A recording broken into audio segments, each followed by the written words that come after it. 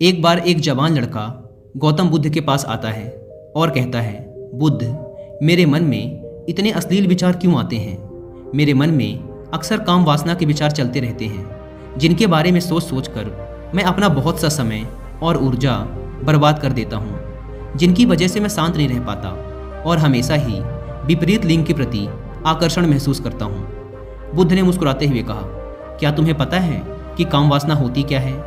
लड़के ने कहा, बुद्ध, मुझे ये तो नहीं पता कि काम वासना का मतलब क्या है, लेकिन ये जो कुछ भी है बहुत बुरी है।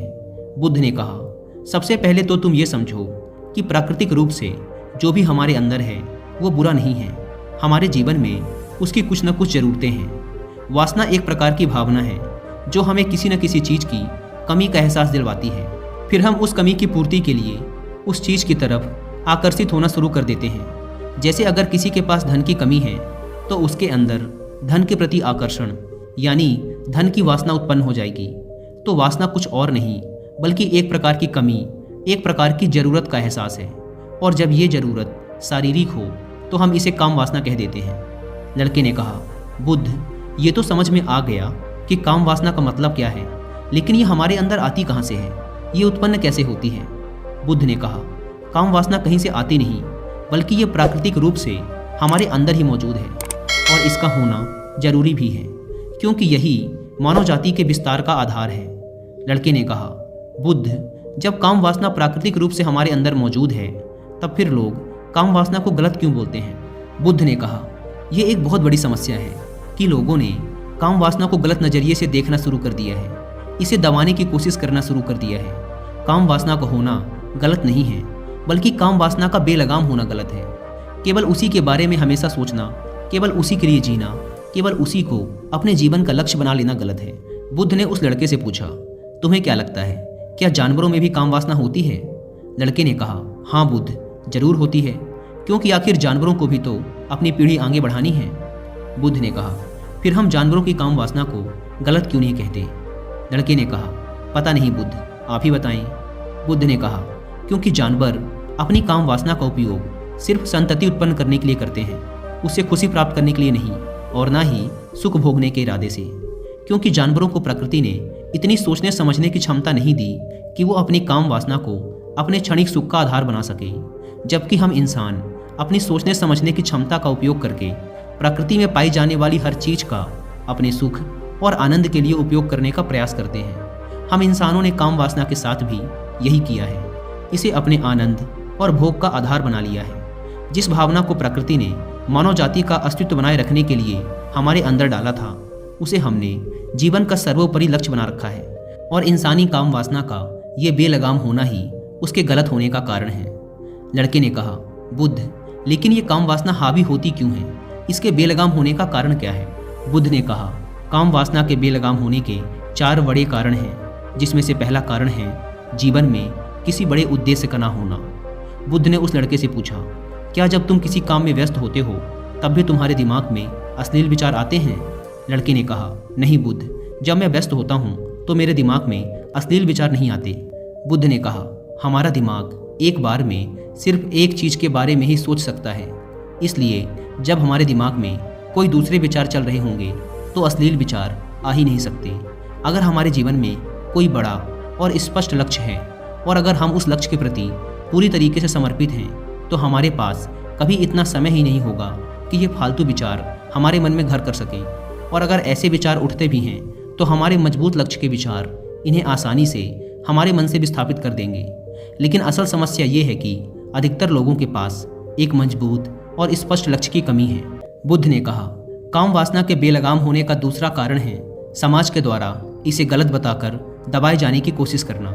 लोगों के एक बड़े तबके ने कामुकता को हमेशा ही शक की नज़र से देखा है और इसका सबसे बड़ा कारण है कि हमने अपने यौन अंगों को शरीर के बाकी अंगों की तरह स्वीकार नहीं किया, जबकि हमारे यौन अंग भी हमारे बाकी अंगों जैसे हाथ, पैर, मुंह आदि के समान ही बस एक अंग हैं जो अपना काम करते हैं, जिसके लिए प्रकृति ने उन्हें बनाया है। लेकिन हमने इन प्रजनन अंगों को कुछ ज़्यादा ही रहस्यमय बना दिया है और जब कोई चीज़ रहस्यमय बन जाती है तो उसके प्रति लोगों की एक अलग ही रुचि जागृत हो जाती है, जिसकी वजह से लोग जाने अनजाने में काम वासना के प्रति आकर्षण महसूस करते हैं। बुद्ध ने आगे कहा, जब किसी विचार को दबाने का, उसका दमन करने का प्रयास किया जाता है, तब वह विचार और मजबूती के साथ उभर कर आता है। और यही काम वासना के विचारों के साथ भी किया जा रहा है। बुद्ध ने कहा, अगर मैं तुमसे कहूँ कि आम के बारे में मत सोचना, तो तुम्हारे मन में पहला चित्र किस चीज़ का आया? लड़के ने कहा, बुद्ध, मेरे मन में पहला चित्र आम का ही आया। बुद्ध ने कहा, इसी प्रकार जब हम अश्लील विचारों को जबरदस्ती रोकने का प्रयास करते हैं तो वो और मजबूती के साथ हमारे अंदर उठते हैं। इसलिए कभी भी विचारों को दबाने की कोशिश ना करें। लड़के ने कहा, हाँ बुद्ध, ये तो मैंने भी महसूस किया है। बुद्ध ने कहा, इंसानों में कामुकता के हावी होने का तीसरा कारण है हमारा अपने विचारों के प्रति जागरूक ना होना। हमारे मन में कैसे विचार चल रहे हैं, हम इस पर कभी ध्यान ही नहीं देते। हमारे मन में उठने वाले विचारों के बारे में एक अनोखी बात यह है कि जब हम किसी एक चीज़ के बारे में विचार करते हैं तो हमारा मन उसी से संबंधित और भी विचार हमारे सामने रखना शुरू कर देता है, और फिर ऐसे ही हमारे मन में विचारों की एक श्रृंखला बन जाती है जिस पर हम उलझ कर रह जाते हैं। ठीक ऐसा ही होता है अश्लील विचारों के साथ।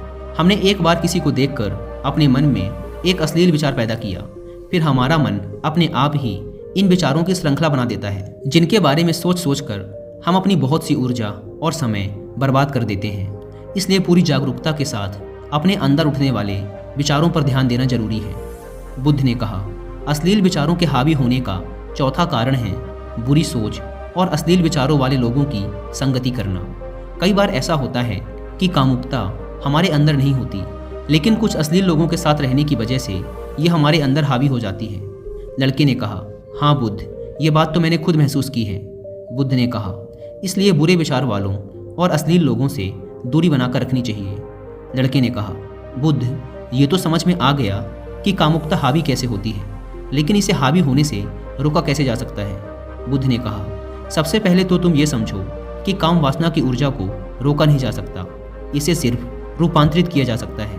और इस ऊर्जा को रूपांतरित करने के दो तरीके हैं, पहला है प्रेम और दूसरा है ध्यान। जब हम सच्चे प्रेम में होते हैं तो हमारे अंदर के कामुकता की ऊर्जा हमारी खुशी और हमारे आनंद में परिवर्तित हो जाती है। लेकिन ज़्यादातर लोग शारीरिक आकर्षण को ही प्रेम मानते हैं, जो कि ऊर्जा का व्यय करता है, रूपांतरण नहीं। काम वासना की ऊर्जा को शरीर के अंदर ही रूपांतरित करने का सबसे सफल तरीका है ध्यान। ध्यान के माध्यम से आप अपने अंदर स्थित आनंद के उस केंद्र में स्थापित हो जाते हैं जिसके सामने दुनिया का हर भोग विलास फीका लगने लगता है। ऐसा नहीं है कि आप ध्यान में उतरने के बाद वो सब सोचने और करने में सक्षम नहीं होते, बल्कि आप उससे ऊपर उठ चुके होते हैं और फिर ये सब हरकतें आपको छोटी और बचकानी लगने लगती हैं। लड़के ने कहा, लेकिन बुद्ध, ध्यान की शुरुआत कहाँ से करें? बुद्ध ने कहा, सबसे पहले तुम खुद के साथ अकेले में समय बिताना शुरू कर दो, क्योंकि जो इंसान जिसके साथ सबसे ज़्यादा समय बिताता है वो उसको सबसे ज़्यादा जानने लगता है। और जब तुम खुद को जानना शुरू कर दोगे तो ये सारे भौतिक सुख तुम्हें छोटे लगने लगेंगे। और फिर एक दिन ऐसा भी आएगा जब तुम्हारे चाहे बिना तुम्हारे दिमाग में किसी भी प्रकार के विचार उठने बंद हो जाएंगे।